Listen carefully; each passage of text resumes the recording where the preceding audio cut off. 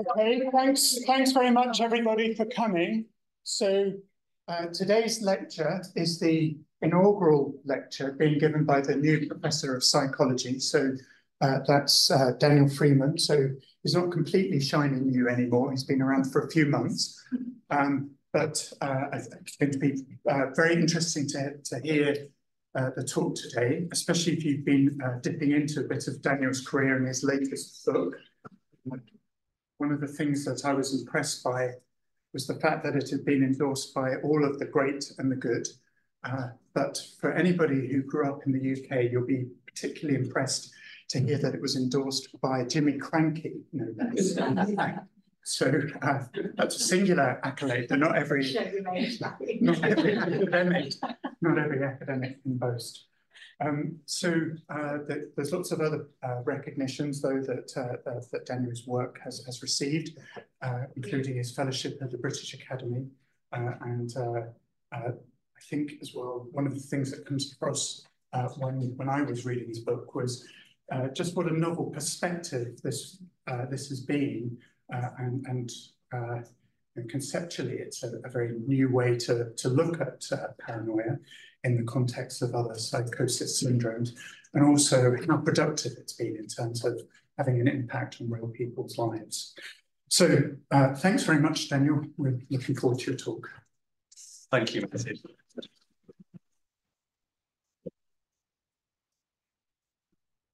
The chair of psychology department has an extraordinary lineage, very wisecracks.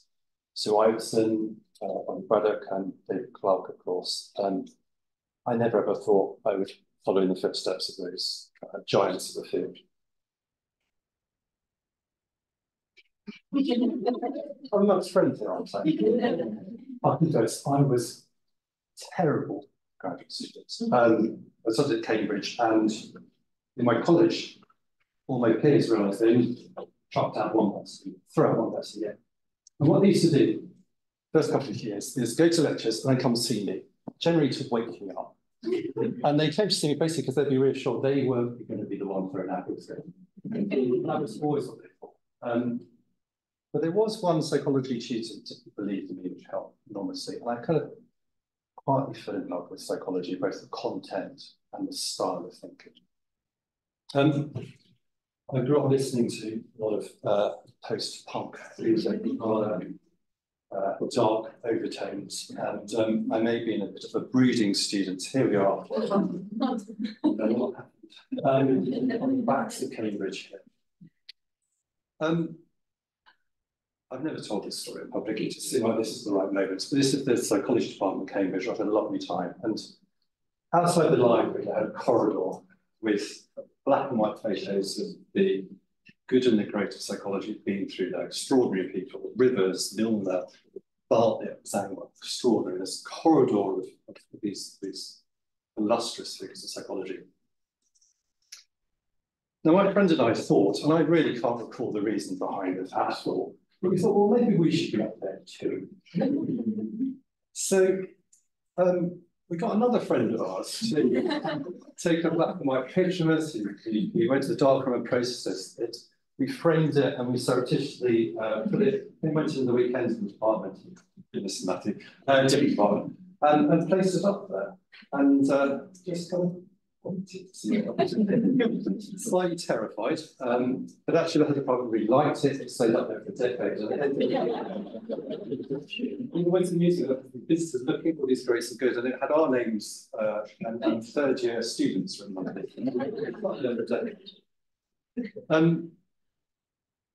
when I left Cambridge, I moved into a house right by Brixton Prison, and for my first day at work, I went to Kensington Market. You remember that? And bought a new jacket, which I always worried had rather laughably large shoulder pads in them. But set off to work in Institute of Psychiatry, which later joined King's. And that's where I met my first patient, Robert. And it was a home visit. It was a home visit because he rarely left his house. His care coordinator said that he wouldn't come out because he believed the government and other agencies would kill him if he came out of his house. So he had what's called persecuted delusions, severe paranoia. And more than that, I could not knock on the front door because he wouldn't open it, because that was going to be the government. So what I had to do was basically crawl through the bushes to knock on the side window 3 times. I looked like an incompetent bird, basically. But he opened it up and I went in, and Robert let me in. Now, this is South London. I want to quickly go to Kos, beautiful Greek island. This is where Hippocrates was born, and he was the first to use the word paranoia, and he applied it to the confused ramblings someone might have when they're acutely unwell. Right from the start, paranoia linked in the discourse of rationality. Bear with me. When diagnostic systems were being developed in the 18th and 19th century for psychiatric problems, you had this fundamental divide between neurosis and psychosis. In essence, neurosis was meaningful and allows empathy, and psychosis was ununderstandable. Paranoia was picked up as a term applied to also delusional beliefs in general and thought of as a symptom of psychosis. So, what are these new different? Let's still get that down. Ununderstandable. It's a symptom of psychosis, and therefore what became the view is treated as schizophrenia or psychosis, principally by medication when I first started, but then paranoia. What you did not do is talk about the paranoia. Didn't do it. It was thought to be useless or worse, to actually make the paranoia greater and more distressing to the patient. So you didn't do it. So back in the early 1990s, when I met Robert, we had basically 2 very anxious people. He was anxious because he had this young person there who is about to share with us in his thoughts too. And I was nervous because I was taught, don't talk about this. And you're kind of in the badlands of mental illness. I don't know whether I helped Robert, but he created an extraordinary change in my life because I realised the official version was nonsense. That his experiences were very understandable in the light of what happened to him. That actually, it was fine to talk to him about it.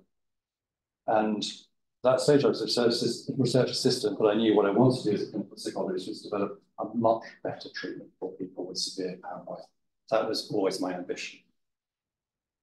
Therefore, what I want to tell you about today is feeling safe, which is the realization of that ambition that I had when I started, really. I want to talk to you about game changers, like using tech in mental health.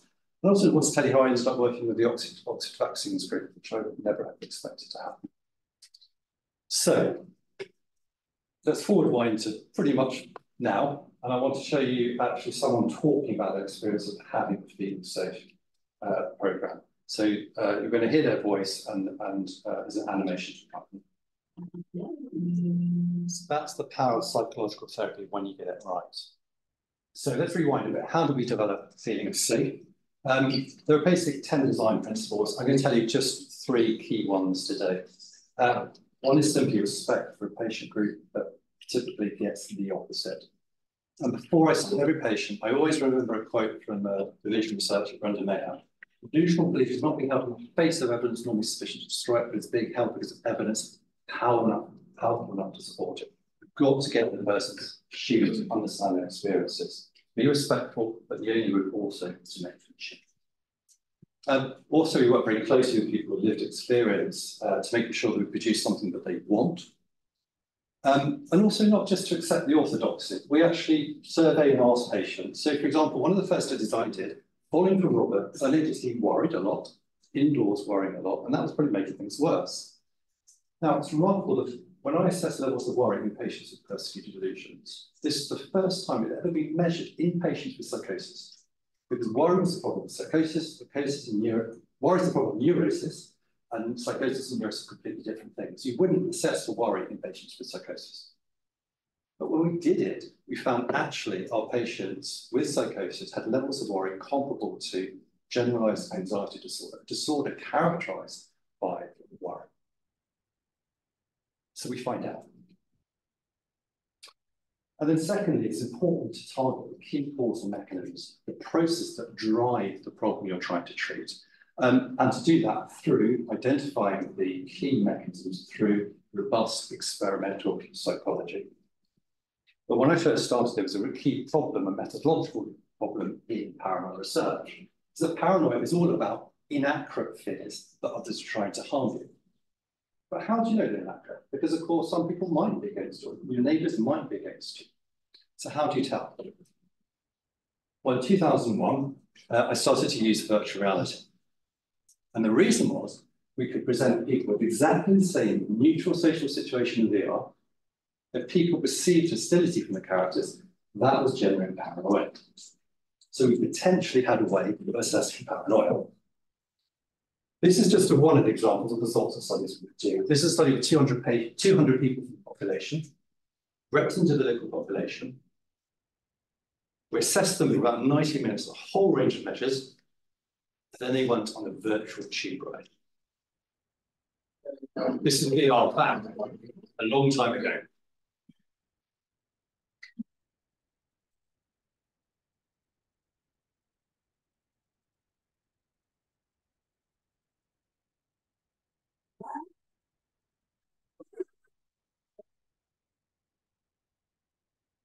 So what did people make of this ride? These are some of the comments. It was nice, much nicer than real experience. Thought they were pretty fun. People were generally very friendly. The man in the pink jumper might have chatted. There were people smiling, which was nice. It felt like a normal tube. We're just trying to get where they wanted to go. Here's some descriptions or reactions from people who had the same tube ride. There was an aggressive person, essentially just to intimidate me and make me feel uneasy. When he reacted like that, I turned around and backed away. One guy looked pissed off at me, one guy flicked the finger at me. Something dodgy about one guy, like he was about to do something, assault someone, plant a bomb, say something not nice to him, be aggressive. Thought a couple of the men were stuck up and nasty. The lady sitting there laughed at me when I walked past. The last one isn't paranoid, but I like it. One real miserable bastard, miserable trout face. But this is fundamental to psychology, really. Give people the same situation, they can phrase it completely differently. We assess paranoid thoughts. So, for example, someone stared at me and wanted to upset me. And although most people didn't agree with that, about a quarter did. Someone wanted me to feel threatened. Again, a lot of people didn't agree with that, but 20% endorsed it to a degree. 1 in 3 of our non-clinical participants had paranoid thoughts about computer characters. And they were the people who also tended to have them in their day-to-day lives. So here we have an experimental means of measuring and assessing paranoia, which is going to open up our studies to understand. And of course, from the assessments we did at the beginning, we could look at what predicted paranoia, and we found both negative self-beliefs, a worry style, and a whole range of subtle perceptual anomalies predicted the occurrence of paranoia. This caught the attention of the Sun newspaper, who on the page said a third of Brits are paranoid, and they had a cut out and keep anti-paranoia card. What they think, I guess. But of course, it's not surprising that paranoia is common, because all of us every day have to decide whether to trust or mistrust other people. And it's easy to get wrong because you don't often know the intentions of other people. And when we weight our judgments to the negative to mistrustful, then we're starting to get paranoid explanations of events.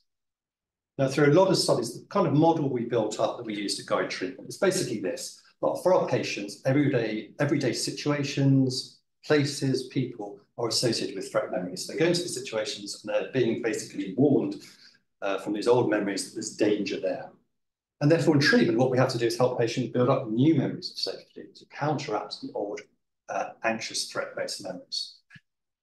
It sounds easy, but there's another level to this, is that actually there's lots of psychological processes that prevent the learning of safety and basically defend the old threat memories. So, for example, worry is one I keep referring to because it brings on implausible ideas, makes them appear more likely to happen. When people have low self-esteem, they feel very vulnerable, so everything is appraised in terms of potential danger. Many of our patients hear voices telling them that they are vulnerable or that others are trying to attack them. Or there's a lot of heightened anxiety responses, again, feeding in the information there's some kind of danger. Our patients are typically sleeping badly, which makes all these other processes worse. And understanding they put up these defenses to try and keep themselves safe, typically avoiding situations, or if they're in them, rushing around, for example. And actually what that does is rather keep them safe, it keeps the inaccurate threat belief safe. So in therapy, what we have to try and do is, we do this in the feeling safe process, therapy, is knock out these maintenance factors to enable new learning of safety to be made. That's fundamentally what we do in treatment. And just the third element I'm going to highlight in the development of feeling safe is about rigor. done a lot of work over time building up the evidence for each of the elements of our therapy. And the main one was published a couple of years ago, where we tested it in a full clinical trial. This is a trial with 130 patients with persecuted delusions that had not responded to previous treatments. So what would be called a difficult to treat group. They were randomized either to see feeling safe or with the same therapist have befriending. A really good intervention that works. But what we wanted to show, it's not just a therapeutic relationship that matters in changing paranoia. If you do the right techniques in the right way, you get better change. That was our aim. We followed up patients over a year. We had extremely high follow-up rates. We had blind ratings. So a rigorous clinical trial.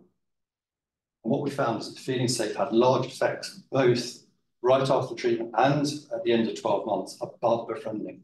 No other treatment before had been shown to be better than another for treatment of persecuted delusions. These are large effect sizes above another treatment, but the actual within treatment effect size is almost 3. These are large effects. And actually what we found is that half our patients had recovery in their persistent persecuted delusions. Another 25% had some benefits, and another quarter didn't benefit at all from it. But what we see here is the largest treatment effects ever for persecuted delusions. But never satisfied. Obviously, there are people who aren't benefiting, there are people not benefiting enough. And actually, our next step, what we're trying to do is actually give more control for our patients in accessing feeling safe. Because it's provided by clinical psychologists, a scarce resource. We wanted, so you'd have weekly or 2 weekly sessions with them. But that's obviously the only time they're having the intervention directly with the therapist. We wanted more control, greater content. We cover a range of maintenance factors, but there's much more we could do. And actually, we wanted to be provided by a whole range of staff groups so that actually there's greater chances that should be used in health service. So more different staff groups can provide it, and also with less time. So one of the things we've been working on as a team while we moved to UP is developing feeling safe. And I've shown you some of these animations. It's a guided online 6-month program that can be supported by people who actually been through these experiences, what are called peer support workers, assistant psychologists, or CBT therapists. We are incredibly excited about what's being produced. The animations I've given you some of the flavour of that today. I'll give you some more, along with a lot of content. So we're very excited about this, and we're starting testing this hopefully next month, and then a randomised controlled trial with about 500 patients starting later this year. I'll show another animation for feeling safer. I said there were 10 design principles behind feeling safe. There are actually 11. So I'm going to mention 3. I mentioned 4. I'm going to mention 11, which is the people we work with through the development process. There's a huge number of people. This is just a few of them who've been essential in developing feeling safe over the years. I'll also tell you a cautionary tale about the worst team event. It's not these pictures, it's not our worst team event was actually videos, and I will show you an extract, and hopefully that will make it clear why I think this is the worst team event.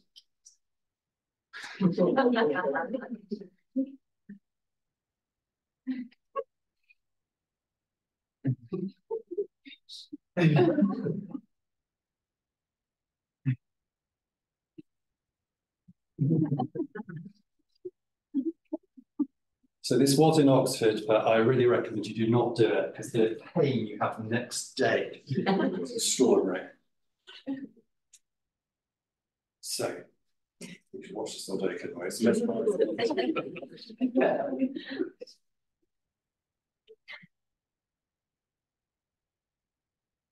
not naming who's who in these bubbles. But actually, one of them as a team is a GP, American sports player, so knocked over many of us many times. So Claire had feeling safe. She said, I can honestly say this type of therapy has been a massive game changer in my life. Although I was skeptical, my life has changed massively. The Feeling Safe program should have nicknamed of the game changer. I put this mainly as a segue to the next part I want to talk about, which is tech. Really, what gets me up in the morning is I want to develop really powerful psychological treatments and get them to people. And I think virtual reality helps meet those 2 key aspects. It's a therapeutic medium. because you know it's not real, you can make learning in VR much easier sometimes than you can in the real world. And also my idea was, well, if you can automate provision of psychological therapy in VR, then you can scale up. So back in 2015, we set out to see, can you automate psychological therapy for virtual reality? We developed a virtual therapist, Nick. It's a pleasure to meet you. You'll have noticed the screen hovering around. It will display information about what you're doing and help you track your progress. In this program, you're going to try a series of tasks. Each session should last around 20 to 30 minutes. The first use of VR in mental health treatment was by Barbara Rothbaum back in 1995. It was published, Treating Fear of Heights. This was of a therapist and a VR rather than automation. But in homage to that, we programmed first a virtual reality fear of heights therapy. Take as much time as you like to look around. You'll find there's something happening on every floor, right up to the very top of the building. Not to mention a floating whale will.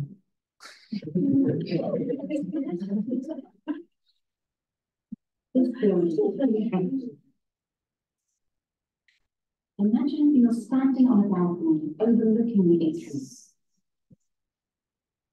On which floor do you think you'd experience a moderate level of anxiety? So you can decide which floor to start on, and each of the floors are a range of therapeutic tasks, such as this one, where you had to go out on a ledge and rescue a mournful cat. If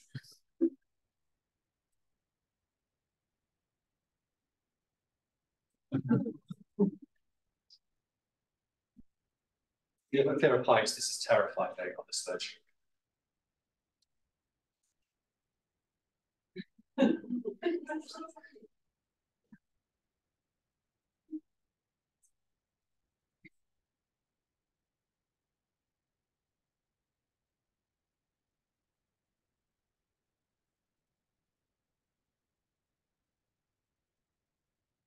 Is it possible to drop the cat? Which is, of course, a catastrophe. I trialed this with 100 people with chronic fear of heights, often had it for over 20 years, affecting their daily lives and their work. Our VR treatment took about 2.5 hours for people to complete. Some people could do it in half a day. Compared it to not having any treatment at all, the effect size is 2. The average reduction in fear of heights is 68%. The meta-analysis indicate that this actually is the largest effect sizes seen in psychological therapy for treating fear of heights. I'm going to show you one of the many videos we have before and after. We could have done this with most heights. We wanted to use it with patients with psychosis. This is Game Change. It was meant to be a 3-year project starting in June 2018, where actually we wanted to go from not having automated therapy for people with psychosis, but designing one with patients, testing it, and starting to actually get it into services. So a highly ambitious project to do this in 3 years. Over 100 different people have been involved with it. And the clinical target was that many of our patients, like Robert, find the world very frightening and stay inside. Really what they're having is agoraphobic withdrawal. They're staying in places of safety and not going in places where they feel threatened or where they feel they're going to have panic attacks. So that was our clinical target. Game Change was a CE-marked 6-session automated VR treatment supported by peer support work or assistant psychologist or CBT therapist. And in essence, to help people get out and about again, there were 6 everyday situations. So going to a shop, going to a park, getting on bars, going to GP surgery, each of those at various levels of gradations of difficulty. So a chance basically people to practice that actually they're going to be okay and they could cope. At this stage, this is 2019, we developed a new coach. I'll introduce you to the new Nick. Welcome to Game Change. I'm Nick. I'll be guiding you through the program. It's great to meet you. The activities you'll try in Game Change are all designed to help you feel more confident, safer, and in control around other people. Before we get started, let's introduce you to the virtual world. And then, say, for example, you could practice leaving the front door out into the street. I'd like you to open the front door within your hand. That will take you out onto the street, and then you'll wait a few minutes for a taxi. It's the same street as before, but you'll find it busier than usual, and I won't be there. So it's a challenging task.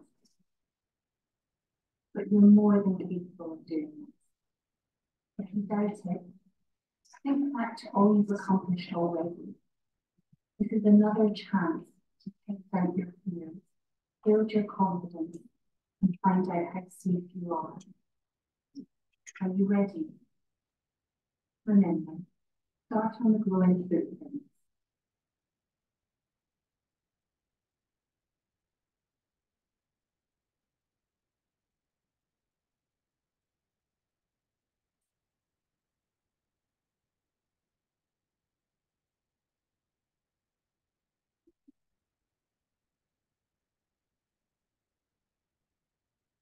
And later on, as various fun tasks that a person can do out on the street. Because it's automated, then the effect should replicate over time. We've done a lot of work to describe how we built it and the evidence for it. The main trial was published in 2022. 346 patients with psychosis randomized to receive game change on top of usual care or had usual care. Again, followed over 6 months in this case with very high follow-up blind ratings. I'm going to just cut to the chase on the outcomes, which were actually what we showed is what it really works for. The people it works really well for are people like Robert, who are largely housebound, who've got severe aggravative avoidance. Those people, there's a moderate treatment effect immediately after, which turns into a large effect 6 months down the line, just from 6 weeks of 6 half-an-hour sessions of the year. But again, the best way of understanding game change is to hear from someone who's been through it.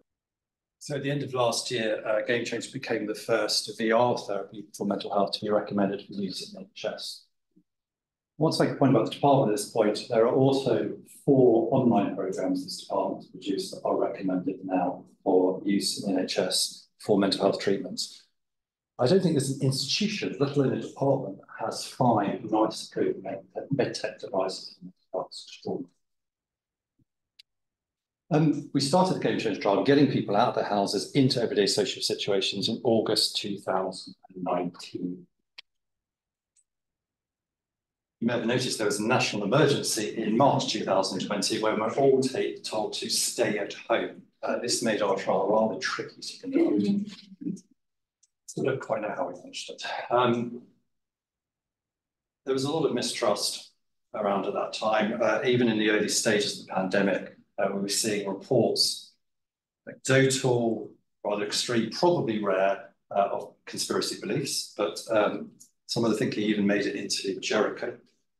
And our team, right at the beginning, wanted to take the temperature of mistrust. How many people are believing these sorts of ideas, these extreme ideas, and does it actually matter? That led to our first ocean study, a survey of 2.5 adults in the UK, representative group. I got the data at 7:30 p.m. on the 11th of May. The paper was submitted for publication the next day. I had a very late night, but mainly just because of the concern and disappointment results. I thought these beliefs would be endorsed by a very small group, maybe 5 to 10% of people. We assessed 30 different conspiracy beliefs. I'll just give you a flavour. So, for example, this one here, the virus is a hoax. Most people aren't agreeing, 80% aren't agreeing, but 20% are endorsing to an extent. The spread of the virus is a deliberate attempt to reduce the global population. Again, higher rates endorsing this, much higher rates endorsing this item. Across the board, about half the population are endorsing, to some extent, some kind of extreme conspiracy belief about COVID. They were more likely to do it if they also endorsed other conspiracy ideas. And again, this was so disheartening seeing, for example, beliefs about the government trying to cover up the link between vaccines and autism, that we can see about 20% are endorsing to some degree that idea. And another quarter, roughly, are sitting on the fence on these issues. You know, it looks like there's a crisis of trust and a crisis of trust also in science and medicine.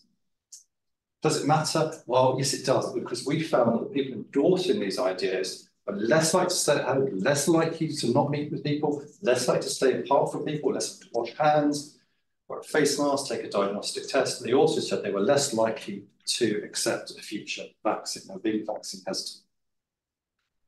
Now, while we were just publishing that study, the vaccine group here were, of course, already starting to go into phase 2 and 3 trials of vaccines for COVID. I was having a daily walk on Port Meadow, and it just occurred to me that there's a real test of trust about to happen. I think mistrust is a kind of invisible process that has multiple effects at individual and societal level, but most times you don't necessarily know it. It's a longer term process. But here we had a moment where actually we would know whether people were trusting enough to take a vaccine. So it occurred to me, as I knew nothing about vaccines basically, to drop an email to Andy Pollard and Helen Michelle, vaccine developers. This was the wording. I'm actually busy, and apologies for the disturbance, but I was thinking about studying vaccine hesitancy. What do you think? And they replied immediately and said, yes, this is really, really important. They were already ahead in this thinking, and they knew that was going to be the next issue. So Oceans 2 was conducted to try to understand vaccine hesitancy, but always in the service of our third study, which is about how can you try to overcome it. In the first study, a mixture of quantitative and qualitative methods, 5,000 UK adults. We found out a lot about vaccine hesitancy. There are 3 main beliefs driving it. One is about collective benefit versus personal choice. So if you were more likely to say you were going to accept a vaccine, this is before they arrived, you say things like it was really selfish almost to think, oh, I don't want to get it just because you think you'll be fine. It's about thinking about others. Those who are more vaccine hesitant would be saying things like this: if I get it, then that's my choice. It's like if I smoke, that's my choice. The other set of crucial beliefs that are around about speed development: if you were willing to take a vaccine, you could actually marvel at the science producing it in speed. But if you were vaccine hesitant, you would definitely be saying things like this, particularly the phrase guinea pigs was a phrase I was hearing a lot about. And then the third main sort of bunch of beliefs that are important is about the seriousness of coronavirus. Again, if you were going to take a vaccine, you were saying, obviously, it's been bad. But if you're more vaccine hesitancy, you're saying still a lot of the figures are wrong because it's going to be putting things onto COVID, whether novel COVID. We know that, everybody knows it. These beliefs also were kind of set in a stew of general mistrust, more belief in other conspiracy beliefs, more beliefs about marginalisation as well, more negative views of doctors, more negative NHS experiences, conspiracy beliefs, and also a need for chaos, this sense about tearing things down, but also fewer positive experiences with services.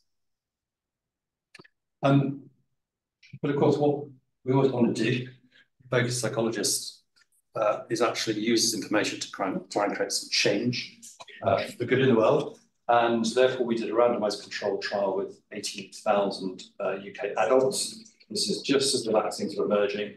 And we wanted to see whether there are messages that could actually reduce vaccine hesitancy. So we tested 10 different messages in a randomized controlled trial across this whole group. And in essence, we want to know, is there very brief content above statements about safety and effectiveness that might reduce hesitancy in the general population? And we published that in Lancet Public Health in May of 2021, just as the vaccines were starting to be rolled out at greater speed. Now, of course, all the betting was the messages that actually were going to make the difference at this stage were about collective benefit messaging. So saying the vaccine makes it much less likely that we pass on COVID-19 to other people. So by taking it, we're helping to protect each other, family, friends, neighbours and colleagues. It's all the more important given that some of the people we meet may be especially vulnerable to the virus. So we expected that to actually lead to reduced vaccine hesitancy. But by this stage, it was not that. The message that actually changed vaccine hesitancy was this one about personal benefit.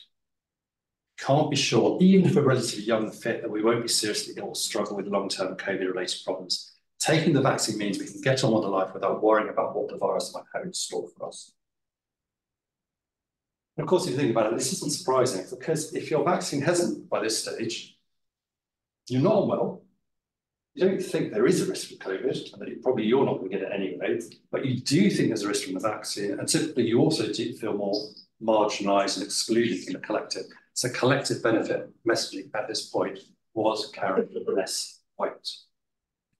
And therefore, the way to counterbalance the personal risk is about emphasising personal benefit. But of course, this work was done, again, as a collective endeavour. And what I think is that trust is an invisible but absolutely vital national infrastructure. It is a precious resource. We should be cherishing it, building it. But it is creaking under the strain more than ever, and I think the forces undermining it are not relenting at the moment.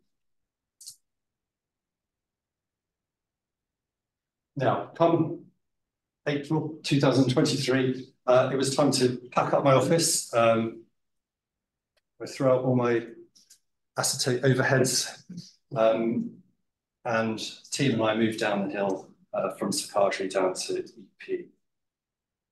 The first holding the chair of psychology was George Humphrey. He was a student of Wilhelm Wundt, who set up the first experimental psychology laboratory in Leipzig in the end of the 19th century.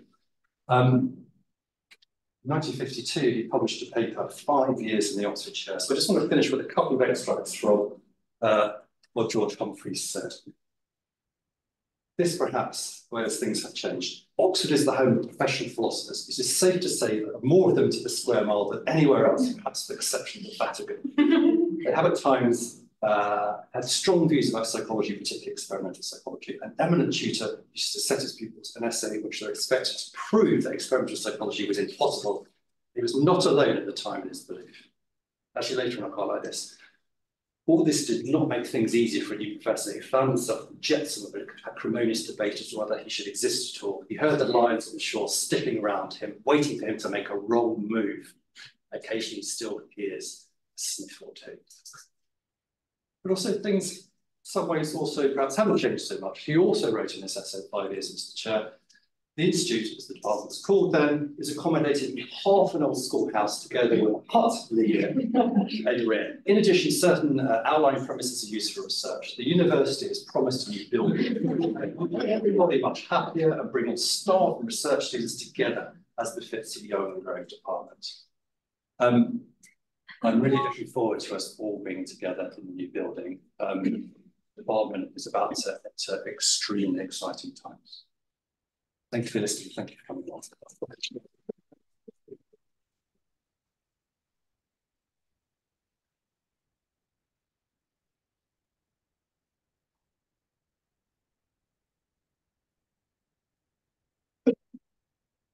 Actually, there are going to be a few questions.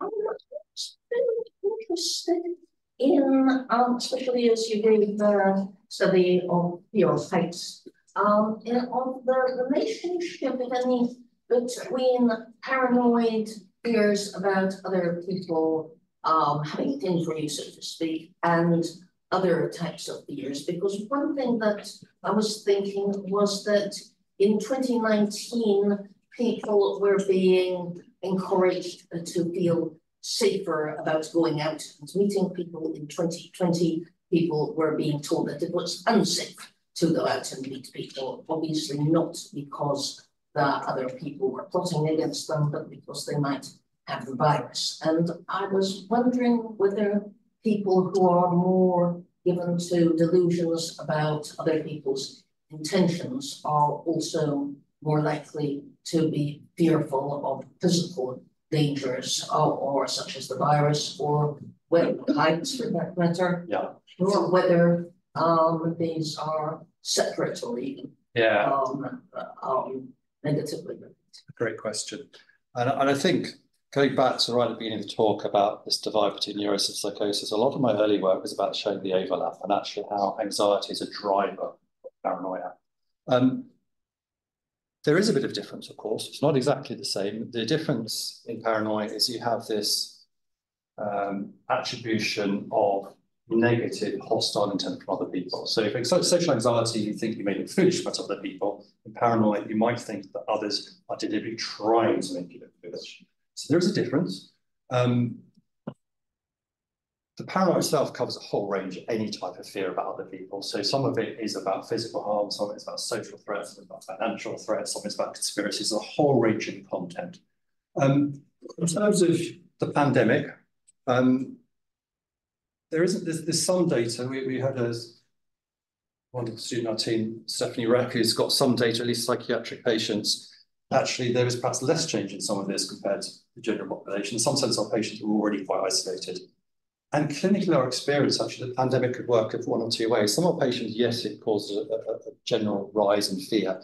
But for others, actually, it was a bit easier to venture out in the world because there was the distancing. And actually, that was quite helpful therapeutically. So I think there were just individual differences in the impact of it. Thank you.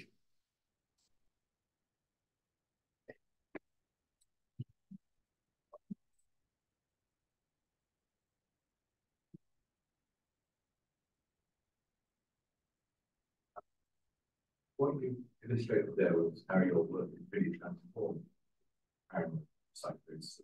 And of course, it's built on reducing fear and anxiety, which is perhaps one of our best understood negative emotions. But it's a subset of psychosis. I wondered if I could encourage you to think, do you see possibilities of a similar experimental psychology approach in other areas of psychosis? Yeah, I think that's right. I mean, what I've been very keen to do in the psychosis research is show ambition for our patients and for psychological therapy. In the end, it's all guided about can we make our patients a lot better? And that was always the aim. We set a target of 50% recovery for paranoia. We didn't know we could achieve it. We wanted to talk about recovery in this field and wanted to push it on. And I think these methods are designed to work across psychotic experiences, and there's people in the OCAP team doing exactly as you said. So Louise Isham is leading work now on grandiosity. There's some brilliant work she's published from patients building a model and testing it. Brian Sheaves is doing a lot of work now about voices and really honing on this idea that actually many of our patients listen to and believe their voices even when they know they're trying to upset them. And actually, how can we get person to get more psychological distancing from that, enable themselves to decide what's right. So we are applying this, and I think there's clearly overlap in causation between different psychotic experiences, but also just as there is across all mental health conditions. And I think what we should be doing in our mental health treatments is developing some core ways of intervening on difficulties, psychological processes that cause problems across mental health. Worry is clearly one of them, sleep, self-esteem, all of that, and then build in the specifics that really push harder on the particular mental health problems that we're targeting. So, I mean, this is the Oxford approach that David has pioneered, and we're following that and applying that to psychosis. And you know, we're seeing really good effect sizes from this. Seems a question. Yeah.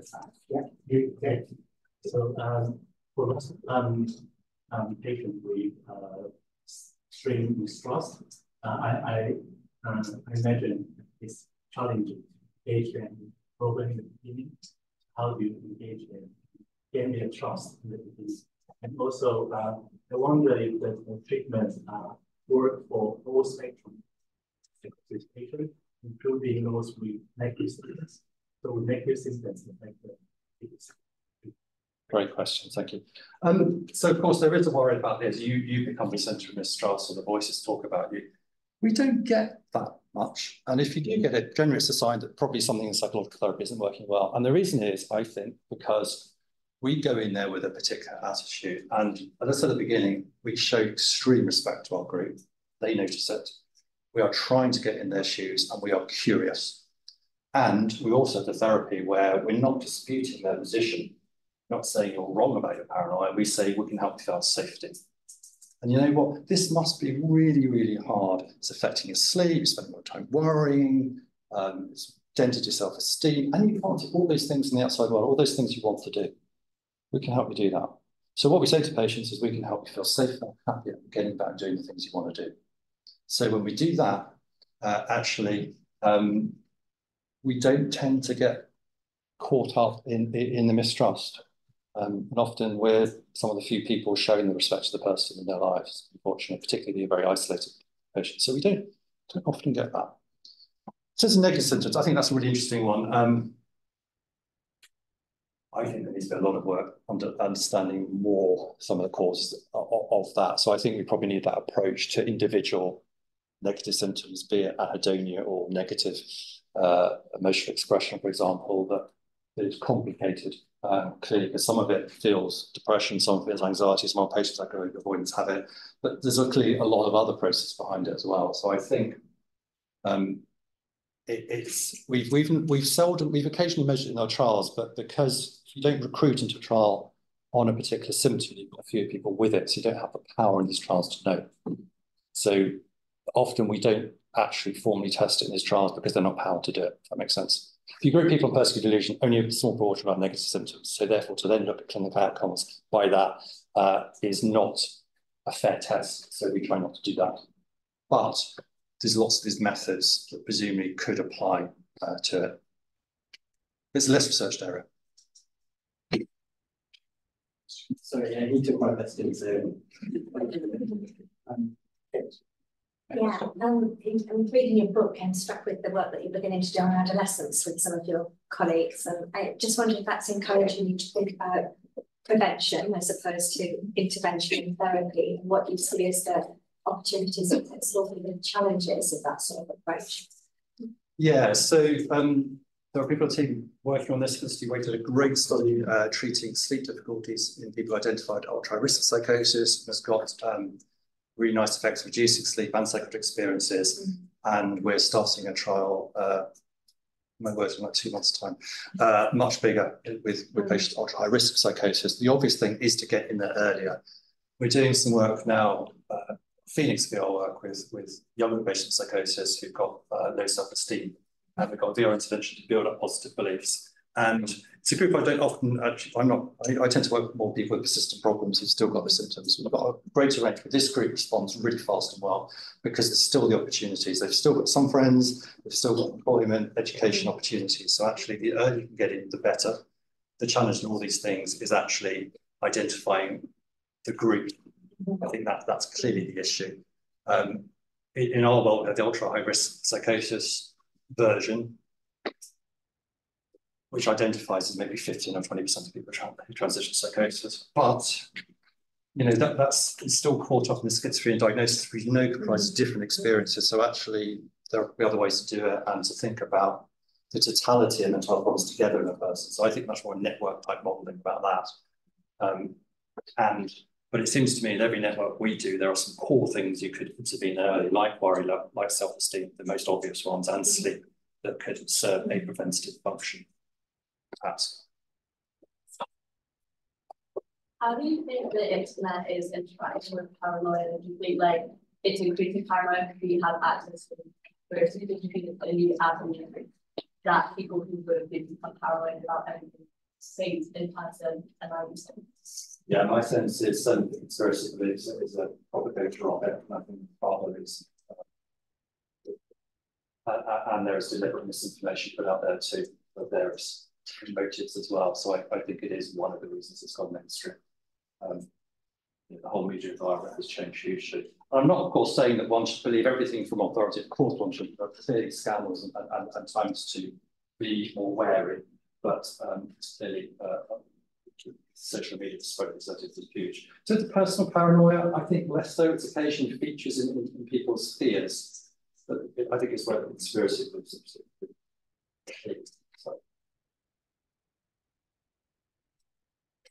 I was just wondering how important the virtual reality is, because with that size that you've got on your first, we could see how much things have become more realistic. But does that really matter? Is it? No, actually, I think it doesn't, and for a number of reasons. One is that, say you've got anxiety and you're using VR in anxiety treatment. The problem is that people sometimes don't make the learning in the real world because they're so overpowered by anxiety at the moment, they can't make new learning. And with the VR, it just brings it down a notch, gives them the space to actually make some reflections and choose differently.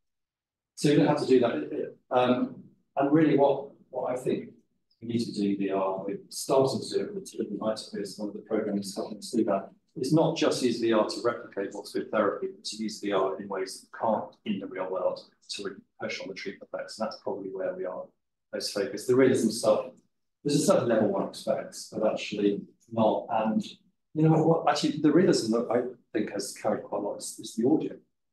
So actually, we're not using AI voices at the moment because we're a bit unconvinced by that. I'm sorry, I don't get that. But actually, the real world voices we're using carry a lot. So yeah, we're not actually that worried about one. In effect, what we do is a design process and we check it out. So Andre, our 3D artist, will take some sketches along and check it out. So is the content? Well, you just need enough to trigger, I think. And actually, in Paranoia, it's often the eyes really that carry quite a lot. So it's bits you try to focus on. And the height stuff, actually, all the whale balloons, all of that was designed so the person could not ignore heights. Again, you can't do that. You can't do it where it's selection. It's long development. It's basically me. How much you like trying to avoid it? It's humble. So, sorry, I have another question. So I was just wondering, how feasible do you think it is that this can get rolled out in, say, the NHS, given how expensive, presumably, and I guess challenging to build VR technology? So there's initial investment in building them, although our team are getting faster and better as a software and hardware religious. So now the hardware sets we use are £300 the Optus Rift. They are better than my first ones in 2001, which cost probably £100,000 but also a full-time programmer. The point is now, with our Phoenix testing, we are often leaving the headsets with patients. We can check in remotely, do some in person. We can use lower banded workers. So actually help economics. And we've done this at Game Change too. And that was Game Change, but all the VR was done with mental health support worker there because at that time the VR tech needed something that it doesn't have. So it is going to be cost effective. We're very sure of that. We can get lots of different bands using it and for less time. But of course, what you have to build in, and I think this is crucial in the design of anything digital and anything face-to-face, you've got to have flexibility to deliver it. Some patients give them a headset and they are flying. Other people need that contact throughout. So we just make sure we're flexible. Thank you for the talk. It was really interesting the exercises. And I guess my question is, have you found trends in the type of patients where this intervention is really helpful versus those that it might not actually be as? I think the good news is we haven't really. We used to sort of think, well, make a prediction of how well someone's going to do. We gave up because we're terrible at predicting, which is really good. So sometimes you might work with someone who's pretty much lost in voices, very weak neuron, self-care is gone. And we've got them back and doing stuff of interest. So we can't predict. The downside of that, of course, it makes it then harder to work out what you need to do to improve it. So we've got to work hard on that. But at the moment, we don't. And I think it's probably unlikely that we're going to have a moderator that's going to fully explain in a personalised medicine one, everyone's in a better fit. I think it's not going to be more modest than that anyway. It will be clear how to improve treatments. But we are, every time we've tried lots of things, we've got patients are really angry, measured levels of anger, that wasn't the we have hypotheses that we've never actually found the evidence for them. So I think that's quite good because it means the services that the patient should be. And then what we need is rapid monitoring of outcomes so we know what has to change.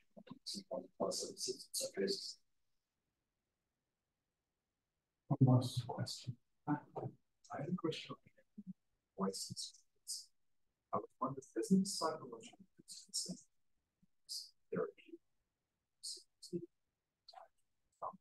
This main one of the examples that you show, voices that she's hearing, they seem like just run-of-the-mill negative thoughts that she was feeling like were external voices. So I was wondering if you think that this process like hearing voices as if they're external to you is just your normal internal monologue, but it's almost like it's been psychologically distanced too far and now it's really externalized. And if so, is it an adaptation that's helpful to these people that just makes them outside?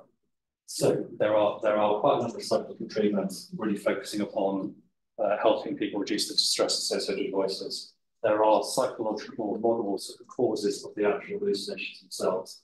None of them, I think, are useful in in terms of translators to treatment. I think there's a huge amount of work, which I hope some of them start to do, is to get at the mechanism of voices that actually causes the voices. Because although some patients want their voices, and of course, why you shouldn't intervene, the patients who don't want their voices, many of them, we do need to get those core mechanisms off, and we have a problem with dealing with them. Of course, there's monitoring stuff, but there's lots of stuff I can talk about. And, in some sense, when a patient has self-monitoring, have an internal voice as well as the external one. So what's going on there? And so it's really complicated. We do not have a good model there. So in fact, most of our models, in a sense, are yes, getting a different perspective, partly through distance, partly sometimes by directly engaging with the voices in order to later on know when to listen or when to let them go. So we're often dealing with the distress and reaction of voices, psychological therapy necessary on the basis of mechanisms. That would be incredibly exciting. So thanks very much. I think they spoke for all of us, and I think we're all very pleased that you're here. So thanks for a great talk.